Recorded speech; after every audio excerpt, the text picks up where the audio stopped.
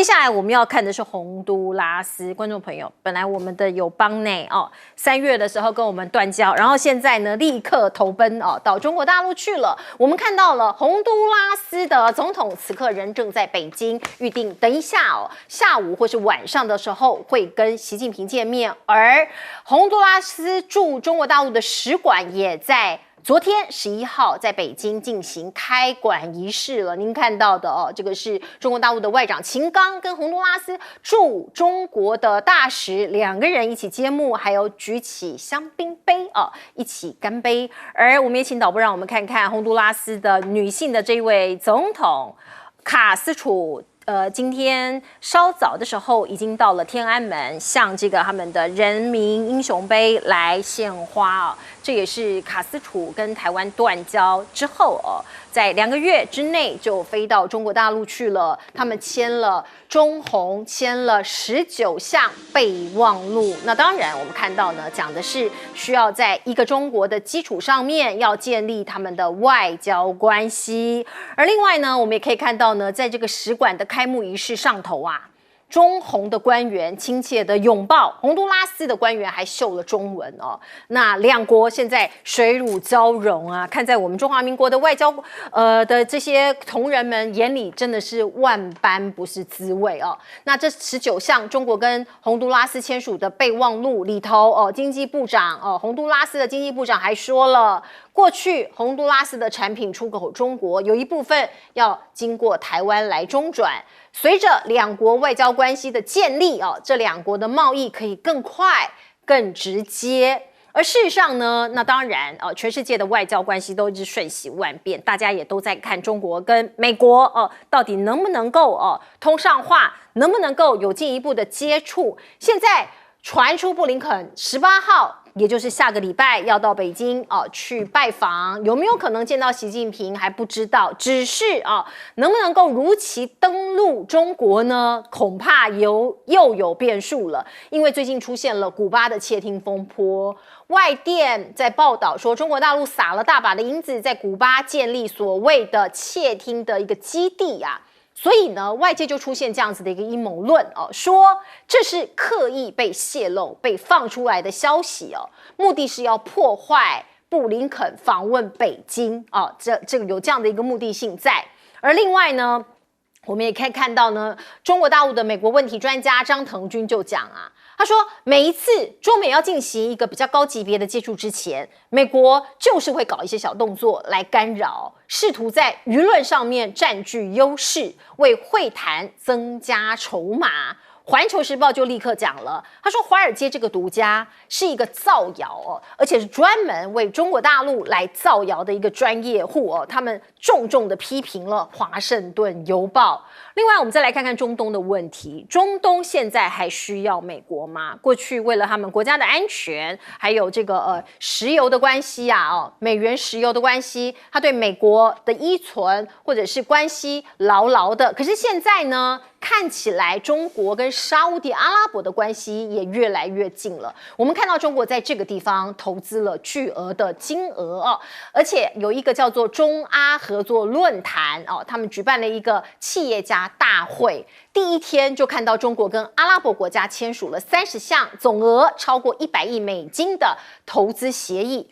只是短短2天而已，就看到3500名的政府跟商界的官员齐聚在这个论坛上面。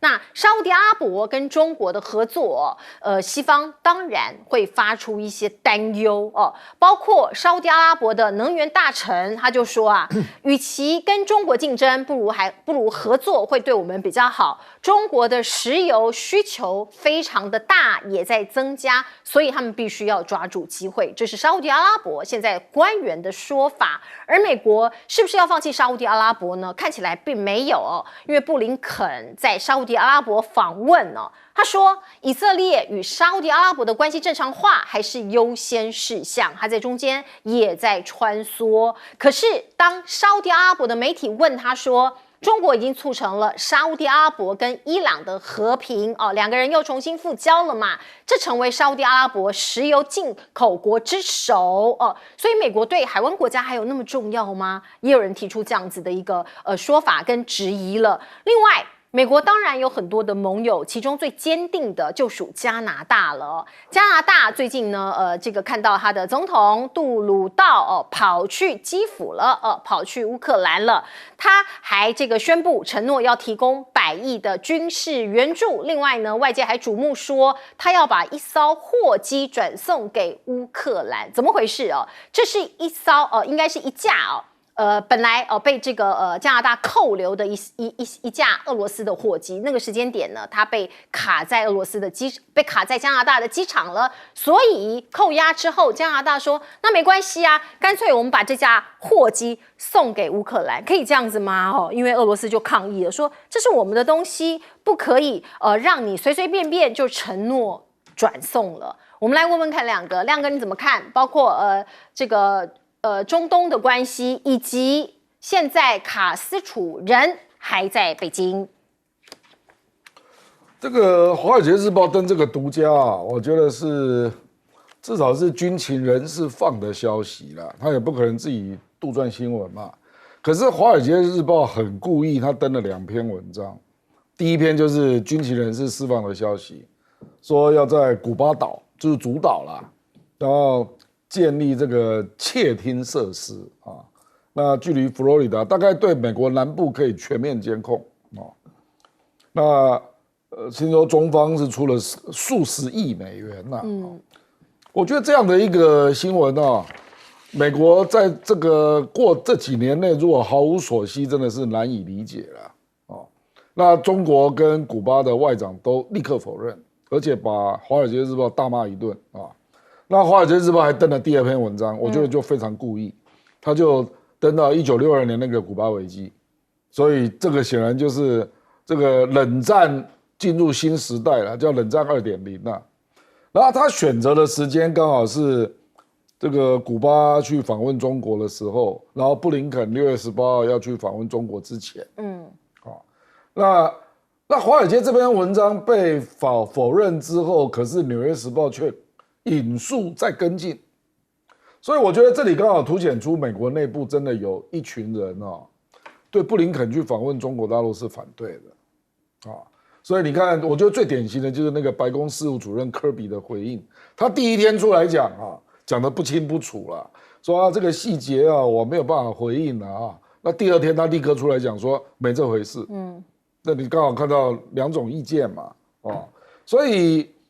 这个就是对布林肯的一个重大考验因为布林肯你去中国，你如果做出让他们觉得是让步的事，那我觉得这个一定是未来总统大选的主题了。因为现在你又把川普起诉一大堆罪名嘛，那共和党一定是变成反中的急先锋了。当然，这个在军情界在里面上班的人也不一定是共和党。可是这个就表示说，美国内部真的有一群强力主张要跟中国对抗的人这个也包括北约要不要纳入日本，美国也是2种意见。那我想比如说把台湾推到第一线，让两岸战争赶快发生可能也有2种意见。所以未来真的在东亚地区就是面临的这些挑战，就是我们都要谨慎看待了。是没有错。来请教这个玉芳委员，你怎么看？包括我们看到的。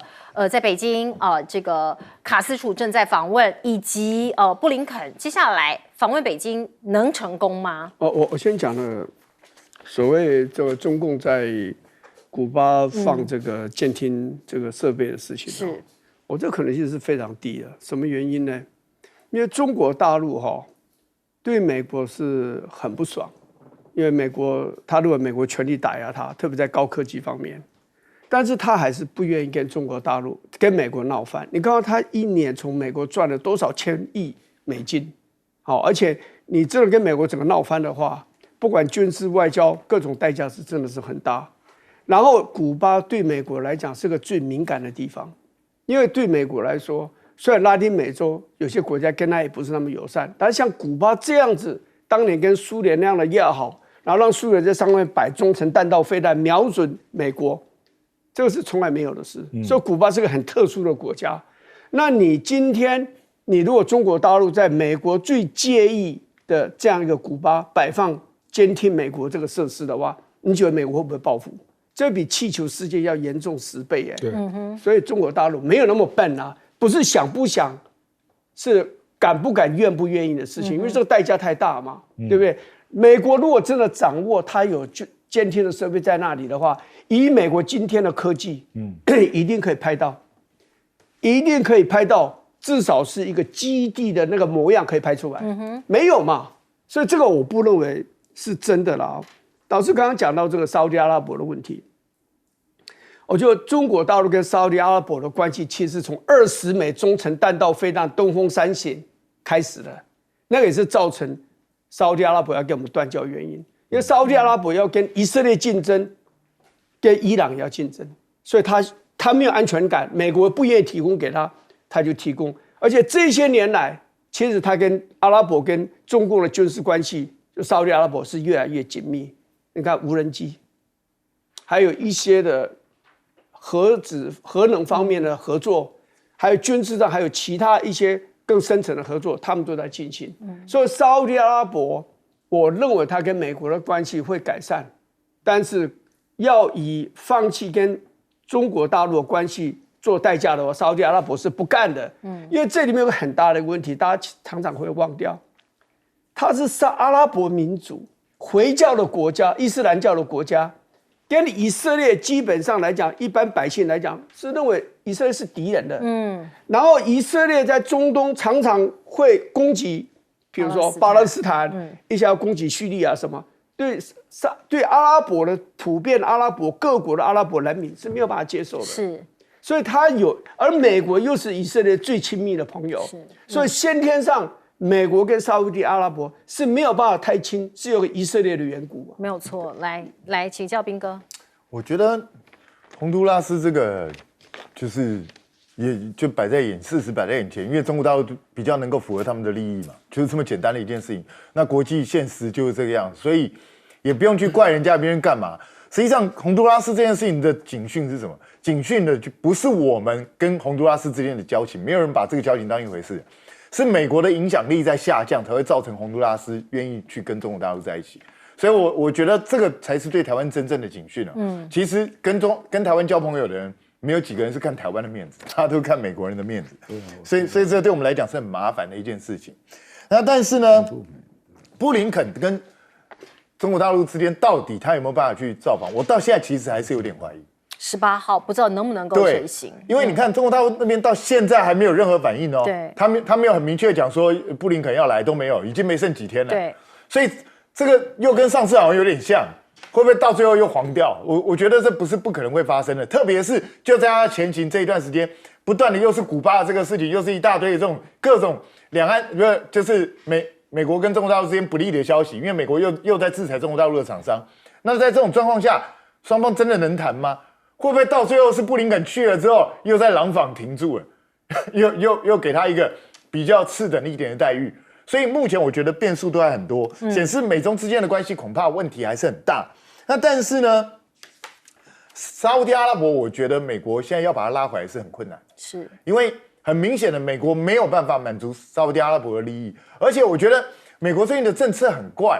当你都看到中国大陆已经把沙烏地阿拉伯跟伊朗都可以送作堆了，然后你还没有任何的警醒吗？你要加大你在中东地区的建设跟投资啊，结果没有，他还是讲了一堆空话，讲说啊，他赞成中东地区的一体化啊，什么东西，讲那些完全没有办法让人家靠向你这个地方的，我真的觉得匪夷所思。是。那至于加拿大，我必须讲，加拿大，请注意一件事情，你其实是全世界第一个击败美国入侵的国家。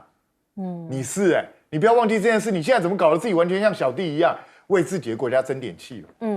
我们来看看中国大陆的未来的经济到底好还是不好。有人说，未来前景看好；也有人说啊，现在中国大陆的这个环境不是非常的好哦，各种论述都有。先来看看 IMF 的前官员，他说啊，中国经济会走向失落的10年哦，而未来美国的通膨有解了哦，因为中国作为世界经济主要成长引擎以及国际原物料价格主要能源的日子可能要结束了，所以美国的通膨也会有解了。那另外呢，我们看到现在美国包括拜登总统一直祭出投资限制令还有很多制裁，要断中国大陆的金流吗？所以也有这样的一个说法，是中国的 AI 产业会被伤害很大。可是另外一边，我们也可以看到呢，有一些私募的投资巨头也讲啦，他说中国始终是头号的投资目的地这个地方还是大部分的商人想要投资的一个标的。而另外你看到大摩的说法是说，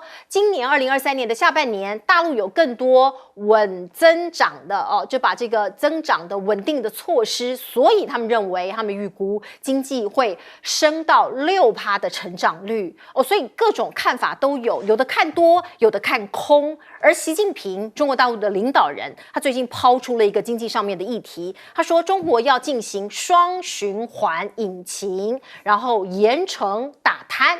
他说双循环这件事情不是锁国啦。他说，因为别人不给我们活，不给我们开门，我们自己要活下去所以呢，他就要把这些垄断霸权的这一些国家呢，给这个想办法去给他一些制裁，想办法一些应对他们自己要自立自强，靠着高水平的科技自己做自己的，自己循环自己的，还有包括内需也要循环起来。同一时间点，我们可以看到呢，习近平要说反贪，要打腐，把这些贪官通通抓起来。包括这一个人，他是大陆央行的副行长，叫做范一飞，最近被双开，因为他被指控靠金融吃金融这也是中国20大之后第一位落马的部长级官员。而另外呢，大家看到这一张图最近在大陆非常的夯这位年轻的女孩子穿得非常的火辣，旁边跟她牵手的人看起来年纪比她大一截。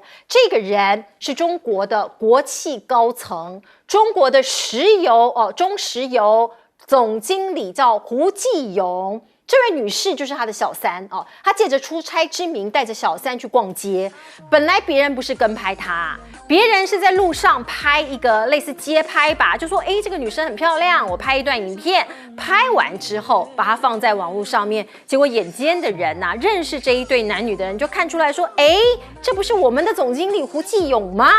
结果揭发了这一段婚外情。本来一般的刻板印象会认为说，哎呀，女孩子应该是被包养的吧，她年轻又貌美嘛。可是呢，恰恰推翻了大家，刷新了大家的三观原来这位女生她是这个道地的白富美，其实是她包养老总的。因为这个女生的这个家里面是富商出来的那也是北京的名牌商场各种的这个大户他在这个地方，他的家庭这个背景也非常的厉害所以呢，包括这个小三包养副总或者小三包养总经理，像这样子的一个逛街服装在中国大陆现在卖翻了，大家都在模仿这一位高富美的小三的穿着。据说这一位董小姐她穿的裙装变成网络的热门商品，短短几天卖出了6000多条，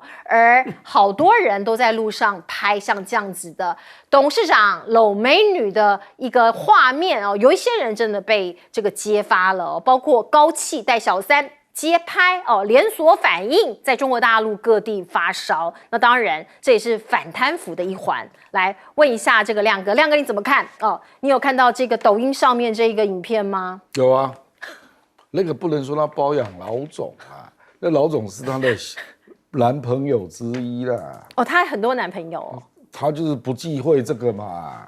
那个老总当然倒霉了，跟他拍在一起，对不对？他被拔关了。是啦，不过他不是中石油集团的总经理啦，他是底下子公司的子公司而已啦。对，那个女的也不是他的小三呐，那女的比他还有钱呐，所以就是台湾的媒体才会下这种标题对不对？都用这个女生必然是小三的角度在看这种问题这个坦白讲，那个 IMF 前官员那个就不用评论了啦，我们直接看 IMF 的现在的官员怎么看嘛，是对不对 ？IMF 基本上还是认为中国今年 GDP 是5.2起跳啦，当然，它这个旅游5.1之后的那个复苏的力道，好像除了旅游观光业之外，并没有散到各个领域了。这个中国大陆自己也承认啊，所以他现在也努力在做一些项目了，比如说地方要发专项债啊，就是还是要扩大基建啦。这个确实是问题了啊。那确实有很多年轻人就跑回农村了，那在城市找不到工作啊，这也是事实了。我觉得他们也看到了，所以他最近还在降准啊，因为他的情况跟美国不一样啊。可是他这个 CPI 还在下降，那这个就很麻烦了，人家就觉得说大家都不愿意花钱啊，所以这样人家就会说这样会不会跑到通缩去了？他们现在跟美国是倒过来的，美国是怕通膨，他是怕通缩啊，所以他是希望企业界能够拿钱出来投资，那这个就牵涉到他的银行系统，要不要给中小企业贷款更加方便，他愿不愿意给融资更低的利息嘛？那消费者就是，拜托你不要只有旅游好不好？你可不可以买点耐久材啊？方方面面都出来消费，因为他现在的问题是银行的储蓄，不管是个人的储蓄或者企业的储蓄都在增加，大家不花钱，把钱存起来，就大家会怕，就是怕就是你美国跟欧洲未来也不看好，就今年呢，至少今年嘛啊，而且普遍大家都认为明年比今年还要坏，所以大家就会怕啦，你知道吧？就是那个怕就是你就电脑本来2年要换，现在改成3年换这样，手机也是嘛，这个手机最近都很惨啊，所以我觉得这个恐怕是政府要拿出带头，带着大家去做投资啦，或者鼓励。我知道也有很多省市在发消费券，就大家不愿意花钱嘛，刺激消费，对，他就必须要做出一些动作。那当然，他对房地产可能打房的一些动作要开始放松了，因为这里有矛盾啦。比如说你刚刚看到，谁又被抓了，谁又被抓了，对，因为他也怕他的财政会变亏嘛，所以对那个城投啦，对地方财政啦，他也想要抓啦，不要乱搞啊。那可是呢，你不放松，那很多的投资又出不来，所以我觉得他也在拿捏这两者之间的分寸啊。是。好，我们先进一下广告。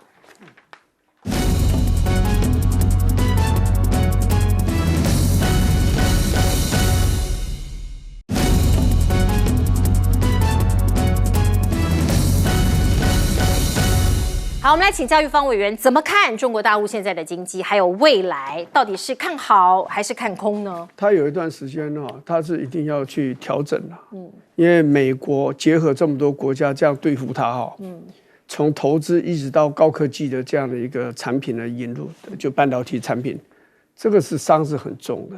那中国大陆虽然它这些年来它的底子变得很厚，但是你在很短的时间要解决这些问题，特别是半导体。它相关的产业太多了，不是你扶植那几家就可以起得来了，所以它要一段很长的时间的调整期了但是你说完全 decoupling， 说完全脱钩，我觉得这个西方国家是做不到。法国你要不要卖空中巴士给中国大陆嘛？对，要嘛，那你一定要替他讲话嘛，你要继续在那边投资嘛，所以不会很容易。但是这位 IMF 的前官员讲到，中国经济走向失落10年，美国通膨有解。前面说失落10年，这个我不辩论了，这或许是会了，但是美国通膨因此就有解吗？中国大陆摔下去，你美国就爬起来吗？不是这样子。相对来看，其实中国大陆提供美国消费者很多便宜而且还不错的商品，让美国的这些一般百姓的生活这个支出变得不需要那么高，是，所以它是有帮助的，并不是没有帮助的。而且如果说中国大陆失落下去，美国这个要去，难道美国自己就可以接得下来吗？当像中国大陆这样的生产者吗？生产那些中低消费的东西吗？不太可能嘛。如果被接走，东南亚国家、印度、墨西哥会接走嘛？你美国一样，很多还在玩金融的游戏嘛？你还是不愿意像中国大陆去生产那些东西，你认为很低端的赚钱没有办法赚很多的这样的一个行业嘛？所以我觉得这个中国大陆倒，然后美国通膨就疏解了。我觉得这两者之间没有因果关系了。对，是。那我们来问问看，这个包括斌哥你怎么看？你看到像这样子的一个新闻，其实有点对我们台湾的一些刻板印象，或是我们的生活经验就不太对。对，其实我是觉得这个新闻也给大家一个两性平权的概念。谁规定女孩子就一定要是小三呢？为什么不可以那个是小王？对不对？说真的，谁规定女性跟男性在一起就是一定女性是弱势？搞不好女性是那个强势的。那个是老王。对啊，老王啊，对啊。但是我觉得这个比较趣味的一点在哪里？第一个，那个衣服大卖，对，这也算是另外一波经济潮。另外一个，他们做了一个最愚蠢的事情，就是说在太古里这个地方禁止拍摄，所以禁止你街拍。可是我必须说，这个禁令根本不可能会有用啊。对，因为每一个人手上都有手机嘛。请问一下，你到底要怎么禁止？除非你在那边直接设栅栏，每个进去的人手机全部拿掉，不然的话，请问一下，你怎么禁止街拍？那而且你也根本不用禁止，为什么？因为连续两次都被有人在那边被抓到，这些带小王小三的这一阵子不会在那附近出没了。除非他想要红，想要被人家拍到看到，不然的话他自己就会闪啊，他没有那么笨。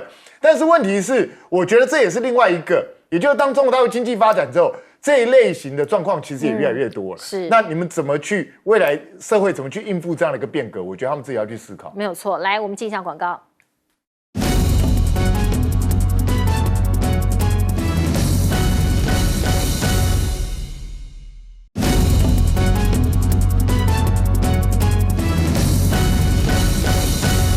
好，亮哥怎么看中国大陆的经济问题？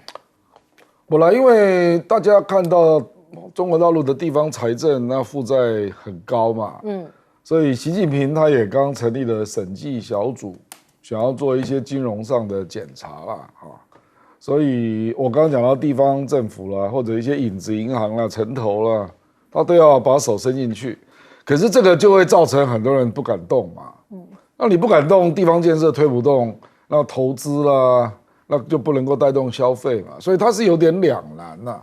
还有比如说房地产也是嘛，你房价那么高，中国大陆的那个房价的总值啊，目前还是 GDP 的4倍多那很惊人呐。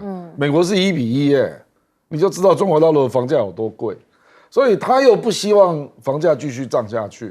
那可是房地产又是一定程度的火车头。它大概占 GDP 20%，是，所以我觉得他碰到了很多两难，他要做取舍啊。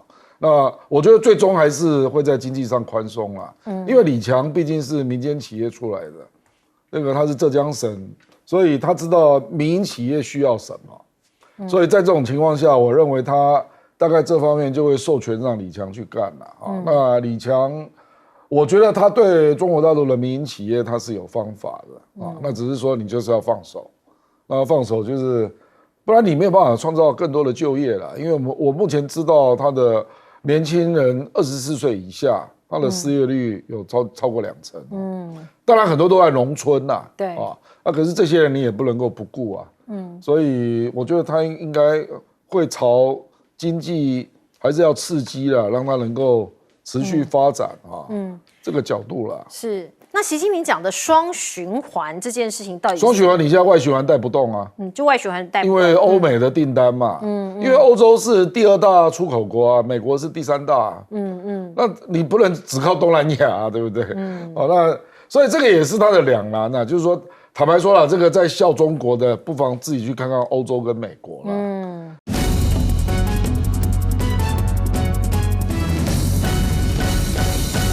好，欢迎您回到新闻大白话的节目现场，我是前次介绍这1个小时的来宾。首先是资深媒体人谢寒冰，主持人好，大家好。业务政治学博士郭正亮，大家平安。以及国际战略学者林玉芳。大家好，好，观众朋友，我们赶紧来看看哦，包括赖清德现在人设又有新的花样了吗？过去我们知道他的 YT 频道有推出一些影片，是不是这个反应不是这么好点阅率也不是很好，所以现在我们看到最新的频道上线，叫做清德营业中赖在一起挺台湾新的一个栏目然后化身一日美发师，有一点 copy 我们 TVBS 的某个节目那这个去剪头发，然后跟这些美发师有互动，我们先来看看。再来是剪刀。OK。好，剪刀很贵哦。多贵？多贵哦，8000块吧。哇，最便宜。最便宜真的很贵。很贵哦。我们要来点头商。点头商。呀。清德哥，你有烫过头发吗？我没有，你没有烫过头发？我没有烫，我都用剪的。很漂亮哎。好，那个美发师还跟他讲说，清德哥，我第一次听到有人叫清德哥这样子。好，然后呢，这个里头有讲说8000块的剪刀哦，这么贵哦。网友就说了，哎呀，副总统真的搞不清楚现在的状况啊，一个月的房租包吃包住包接送都有，在暗喻网地狱哦。过去这个8000元房租的事件，而另外我们看到近办也说了哦，新节目要凸显他亲民、充满活力的那一面。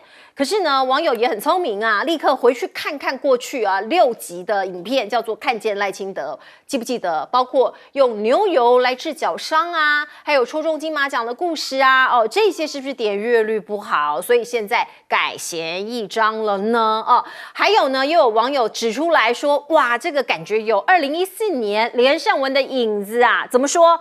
那个时候还记得吗？连胜文要选台北市市长的时候，其实也被笑了一波，跑去穿围裙卖猪肝汤，还有呢，跑去这个学人家当这个什么机车维修员呐，扮路人牵机车维修，这个幕僚来这个假装是这个把这个机车牵过去哦。那个时候大家就说，哎，连胜文你是贵公子嘛，你要体验民末，你要体验基层，你要体验一些草根人物啊。可是大家就觉得格格不入啊。那反应或者是回头来看赖清德扮演这个所谓的一日营业员、一日美发师，到底有没有很怪的地方呢？大家都可以来这个慢慢看中间的细节。而侯友宜在做什么呢？最近侯友宜两岸的论述一直被大家敲碗说，你要赶快讲啊，你要有一个完整的论述啊。果不其然，昨天他就开始讲了，他就丢出来了一些美中台两岸，包括两岸的论述。他说啊，如果他当总统的话，他对美国、对中国都要谈西边两岸关系稳定，东边的东亚。美国连结起来，并且和南向政策的国家一起友好发展，台湾才能够走出自信跟自强，走出属于自己的路哦。这还蛮新鲜的，把这个大陆讲成西边啊，东边是美国哦，那北边是什么呢？南向的我们知道哦，大概是这个一些东南亚国家哦，所以这是他新的论述吗？那另外柯文哲讲的是培养网军，大家眼睛就打开了。培养网军要干嘛呢？他说啊，如果他当总统的话，你要先设想敌军的攻击模式啊。中国对台湾第一步是资讯战，所以呢，他未来如果当总统，网军会是第一优先，他把网军给建立起来啊。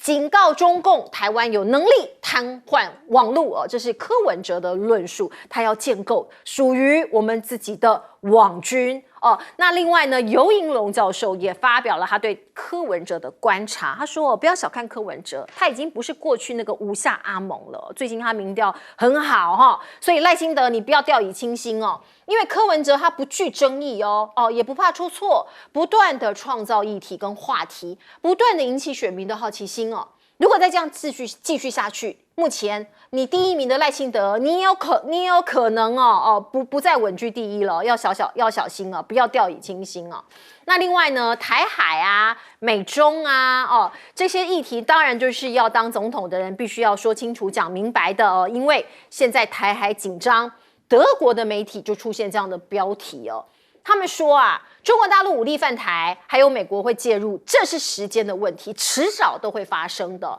所以德国企业现在在做准备啊，要撤啊，是这样子吗？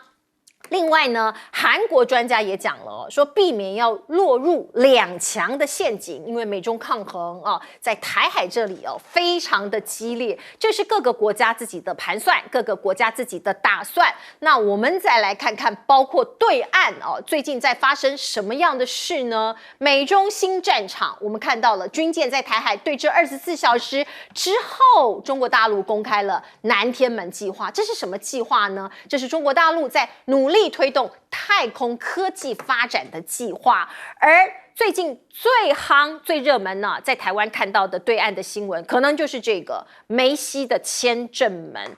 足球明星阿根廷的世界级的足球明星到了北京，结果据说在中国大陆的北京，我记得这应该是北京机场北京机场被困了吗？哦，到底怎么回事呢？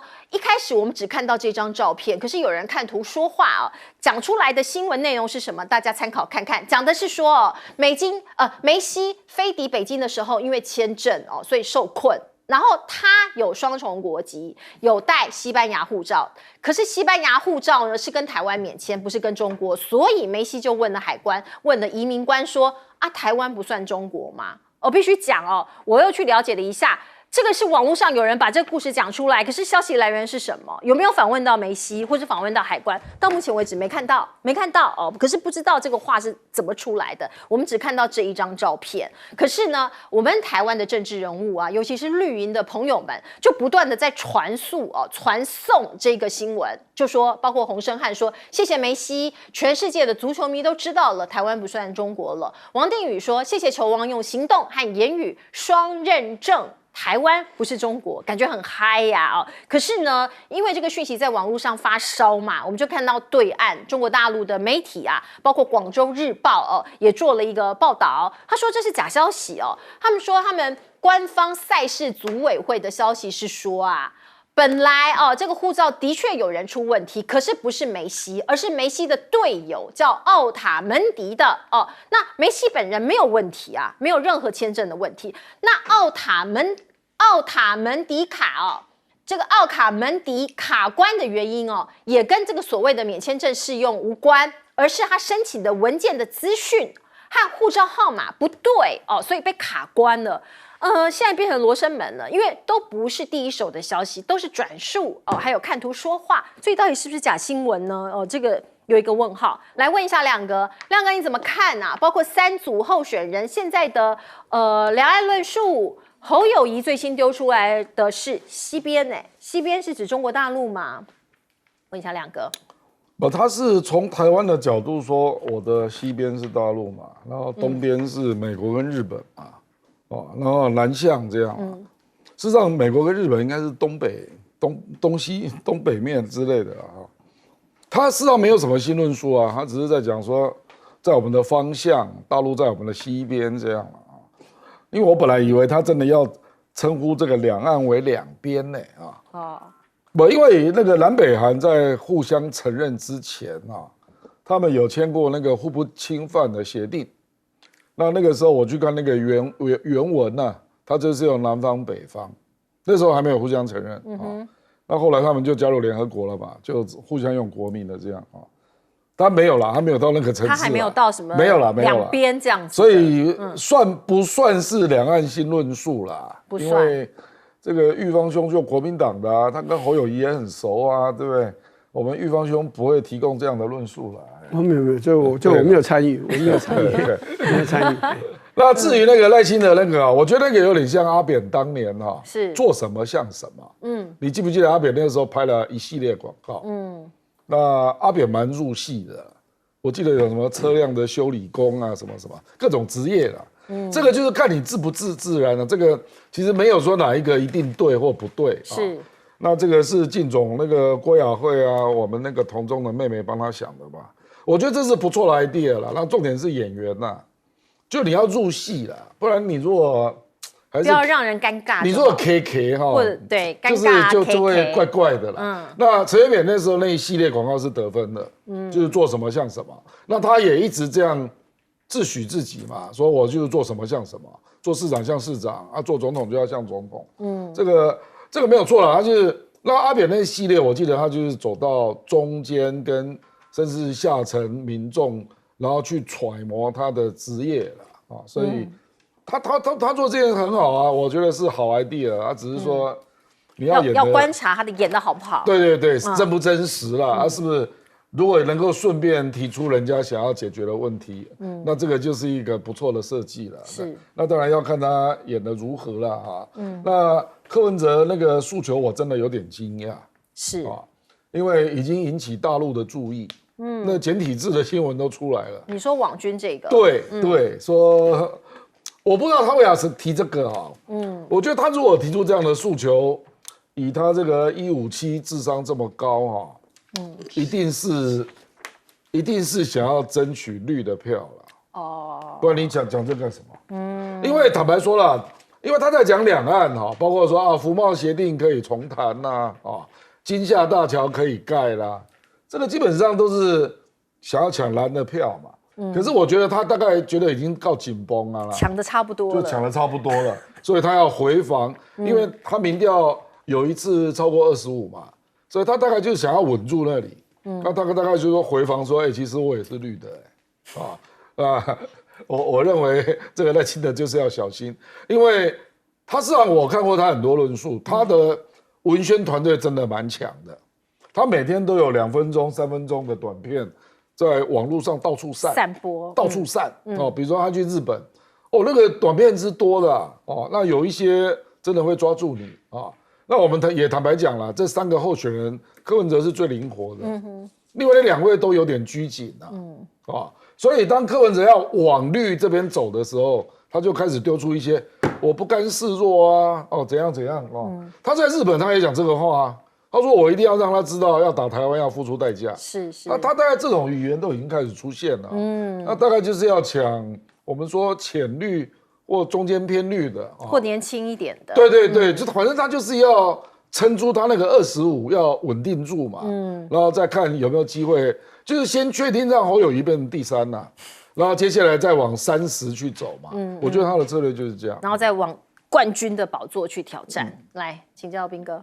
其实我是觉得啦，每一个候选人有每个候选人不同的特质，硬去把过去别人成功的案例套在他身上，其实反而容易招致失败。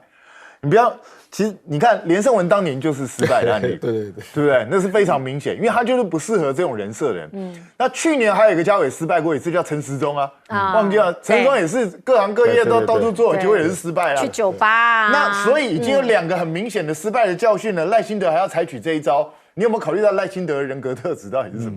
他适合这样做吗？所以我觉得他们自己要去考虑清楚，因为到时候就会画虎不成反类犬了。那至于说侯友宜呢？侯友宜我觉得他现在开始终于有一点比较要在论述，可是我必须说他的论述还是让人家听得无煞煞，就是不知道他到底真正想要表达什么意思。西边不够清楚吗？东边不够清楚吗？如果你要讲西边、东边、南边，那为什么就没北边呢？那我们的北边不重要，北边日本、韩国也很重要啊。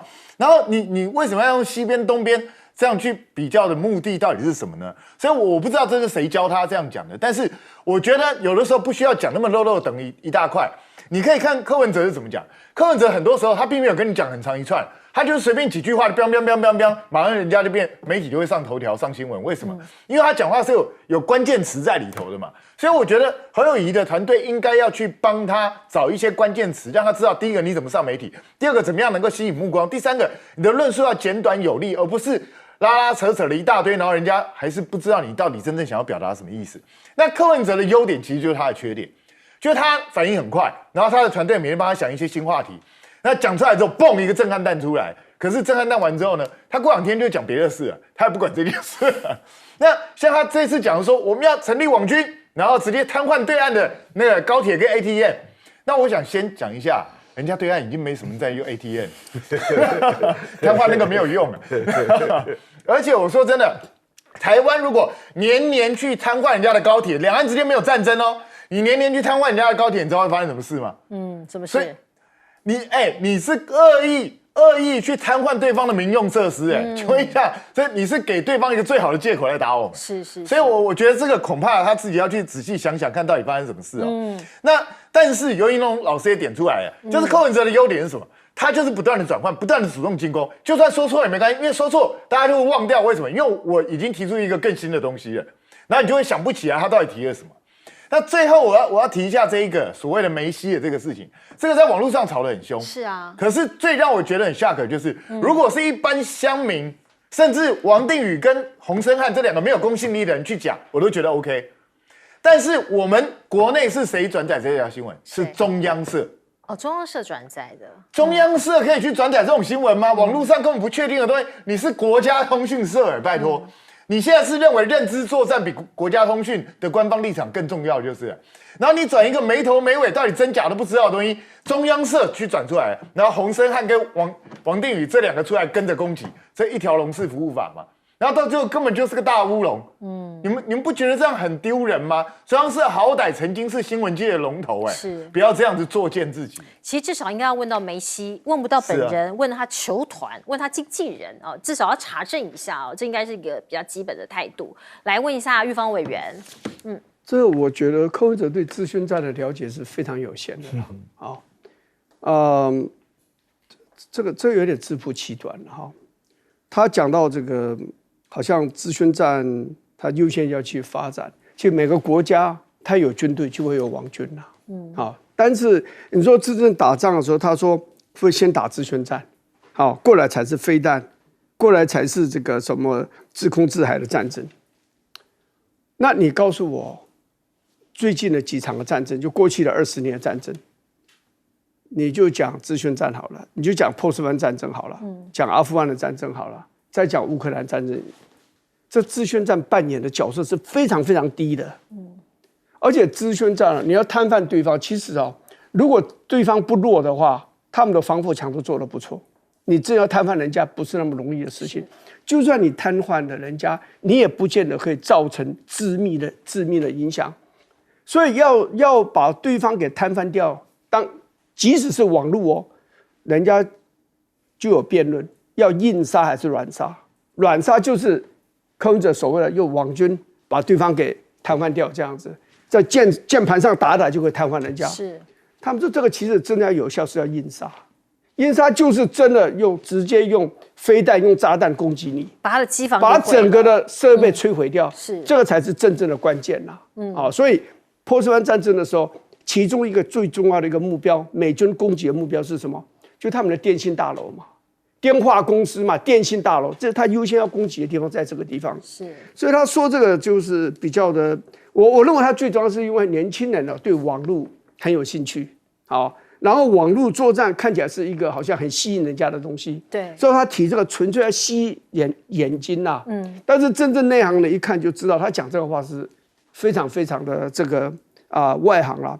至于这个赖清德演这些戏坦白讲，一个好的戏就是导演嘛，剧本嘛，过来就是演员嘛，演员就是演技嘛。所以再好的导演，再好的剧本，如果演技就刚刚阿亮讲的入不入戏的问题了。你的演技可不可以发挥？如果不能发挥，那大概也没有办法。不过看起来都不是很自然啦。